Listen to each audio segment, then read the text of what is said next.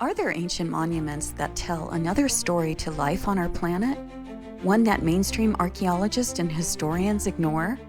Or if they don't, try to tie to cultures that couldn't possibly have made them? Today we will explore a very mysterious place that looks like it should be on an alien planet, not here on Earth. In part 3 of our series about the ancient tunnel systems called Chincanas here in Peru, we will explore the enigmatic and mysterious Qenko, a truly alien-looking waka in the foothills of Cusco. Qenko's name itself means labyrinth, and like so many of the mother culture monuments, or as they call them here in Peru, Hanan Pacha sites, they don't fit into mainstream narratives of who created them. Qenko is purported to be created by the Inca civilization. However, there are now more people ascribing it to an earlier culture, namely the Killke.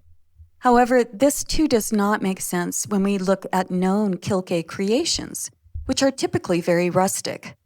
Built with loose-fitting and rough stonework in rectilinear forms, this site looks nothing like a Killke building. Qenko is one giant monolith or giant stone with enigmatic shapes and surfaces all over the waka. Also, Qenko is made of the hardened metamorphosed limestone, and this type of monument would be virtually impossible to construct with the primitive bronze and copper tools and pounding stones that both the Inca and Killke used for masonry. Which leads us to ask, just who made these sites?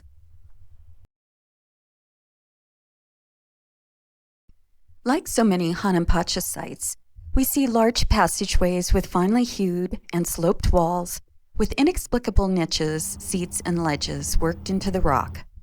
There are also underground chambers with the unmistakable signs of vitrification, or the use of some high heat in the past which has turned the surfaces on the stone into a glass-like appearance. This is another hallmark of these kinds of sites. Although we know that the Inca and other cultures used this place for their rituals, and the official narrative says that they embalmed royalty and carried out sacrifices here, it is more than likely that they found these sites and used them because they were sacred places. But this doesn't mean that they constructed them. Let's do a walkthrough in this site and you decide. Before we go down to the main plaza area where the amphitheater is, let's look to the left. This is an area I have never seen guides show people, and this has always perplexed me as it is truly one of the most amazing parts of the site. Just what are we looking at here? The forms in the rock don't look like any conventional quarrying marks, but look as if some kind of drill sliced through the substrate like butter. All around this place are rectilinear impressions and channels in the stone as if something was pressed into them. It also shows different colors in the rock, indicating some areas had a different mineral composition. All this looks as if it was a geopolymer, or in layman's term, an artificial stone. Here we come to a place called the amphitheater, which was used during the Inca period for public ceremonies according to various websites. The semicircular wall is about 55 meters long and has 19 incomplete niches distributed along the wall. A tour guide friend of mine said that it tracked the movement of the sun, possibly using the 6-meter-high stone resting on the solid rectangular pedestal as a sundial. I guess it would cast a shadow into the niches at certain times of the solar year, so the creators could track time.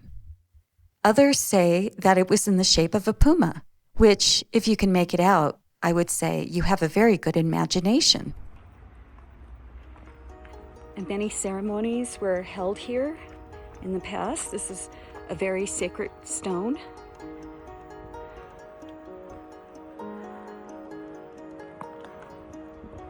And here we can see impressions pushed into the rock. So, what methodology of stonework was used here to create these forms?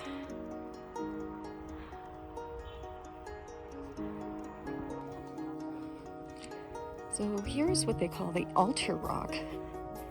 And you can actually see some very rough formations on the side.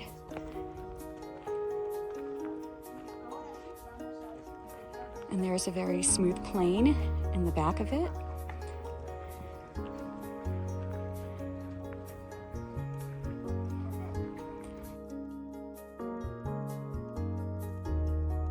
So here we are walking through one of the channels that is formed into this waka called Qenko. And we can see here a lot of these walls are perfectly shaped.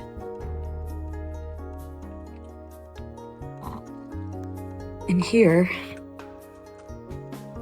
is a seat, a throne for possibly a priest or Sapa Inca to look over the rites that were happening deep inside this subterranean chamber.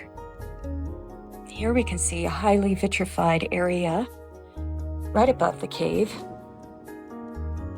Another little vitrified area here.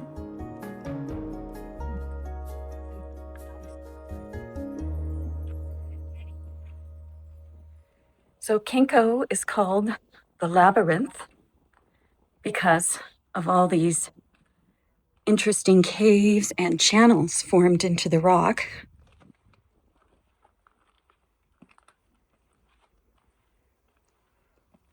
See a lot of calcite growth here.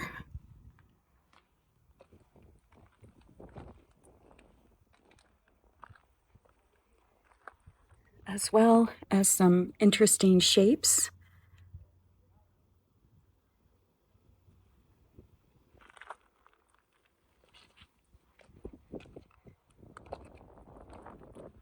And here we can see an area that looks like it was used as an altar and a ledge that has a very smooth, vitrified surface.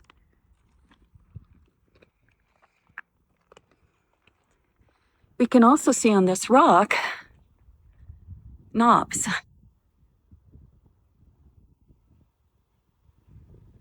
So if this was all carved, they must have stripped away the rock and formed it. But I think it's all a geopolymer, quite frankly.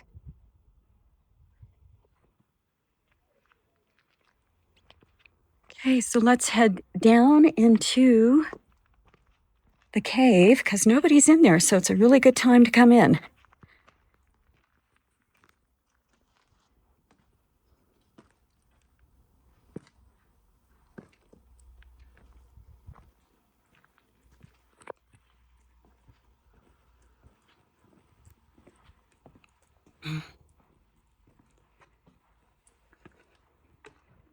So here we can see there's even a chamber that goes down below, which we're not allowed to go into.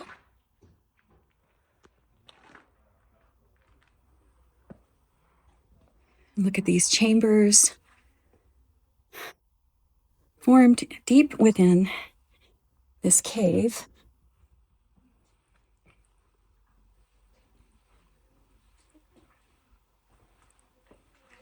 Here's a giant niche. And what they call the area where they were mummifying the bodies of the Sapa Inca. But this was probably here way before the Inca was using this to embalm their royalty.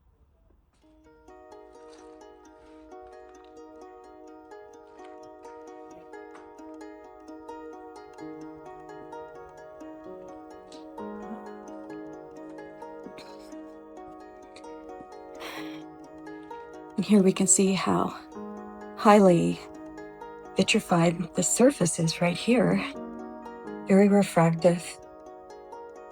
And same with the steps leading up into the altar.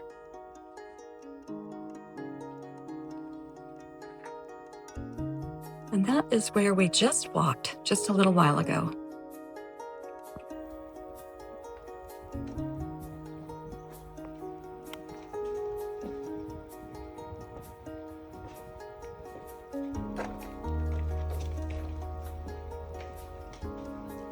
As we head back outside and walk around the rear exit side of the site, we see how bizarre the outer exterior shapes really get. Although they look natural at a quick glance, if we were to take a very close look, we can see that there are shapes and imprints pushed into the rock.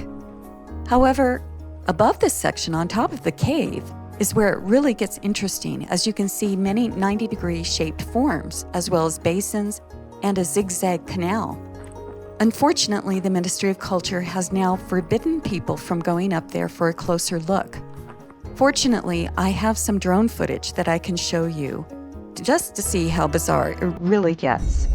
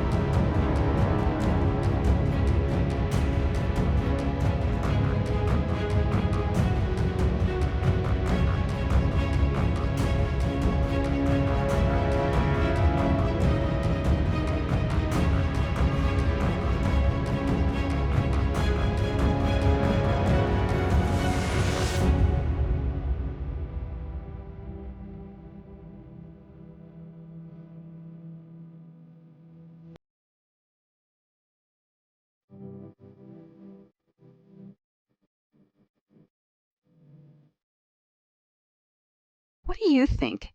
Is this a natural formation, as the officials and guides like to say? Or is this one giant geopolymer? For me, the exterior shape seems too uniform, and the forms on top all seem too regular to be natural. If you are a geologist and have another explanation that would explain these forms, please leave a comment down below. I would love to hear other ideas about how these constructions were formed. I would like to end this journey with some extra footage of a site above Qenko called Cancha. Thank you for watching, and remember to like and subscribe. Blessings and happy travels to all.